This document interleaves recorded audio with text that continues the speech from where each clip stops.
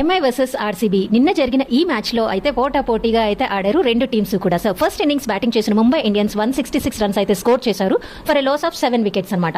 అందులో అద్భుతంగా ఆడింది కేవలం తిలక్ వర్మ అండ్ నమందీర్ మాత్రమే. సో తిలక్ వర్మ అయితే 57 రన్స్ అయితే స్కోర్ చేశాడు. అదే highest Mumbai Indians batting lineup లో. మిగతా వాళ్ళు అస్సలు ఏమీ ఆడలేకపోయారు. అందుకని 166 రన్స్ అయితే రెస్ట్రిక్ట్ చేశారనమాట. బౌలింగ్ విభాగానికి చెప్పినట్టయితే గనక ఆర్సీబీలో భువనేశ్వర్ అయితే సూపర్ డూపర్ బౌలింగ్ చేసి 4 వికెట్స్ అయితే తీసి పర్పుల్ క్యాప్ అయితే సొంతం చేసుకున్నాడు.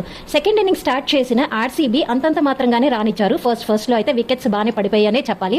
పటపట ఎవరు కూడా కాంట్రిబ్యూట్ చేయలేకపోయారు. అద్భుతమైన గేమ్ ప్లాన్ తో కృణాల్ పాండ్యాని ముందుగానే దింపారు.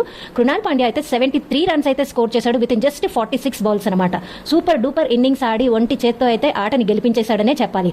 And not to forget last over మాత్రమే టర్నింగ్ పాయింట్ అని చెప్పాలి. అందులో కూడా భువనేశ్వర్ అయితే సూపర్ డూపర్ అయితే ఆడేసి ఒక 6 అయితే కొట్టి మ్యాచ్ నైతే అటు మలుపుగా తిప్పేసి ఆర్సీబీని అయితే ఈజీగా విన్ చేసేశాడు. లాస్ట్ బాల్ వరకు కూడా సస్పెన్స్ గా జరిగిన ఈ థ్రిల్లింగ్ మ్యాచ్ అయితే ఆర్సీబీ అయితే సూపర్ డూపర్ విన్ అయితే చేజిక్కించుకుంది. అలానే పాయింట్స్ టేబుల్ లో కూడా ఫస్ట్ ప్లేస్ లోకి అయితే దూకేశారనమాట. Congratulations team RCB.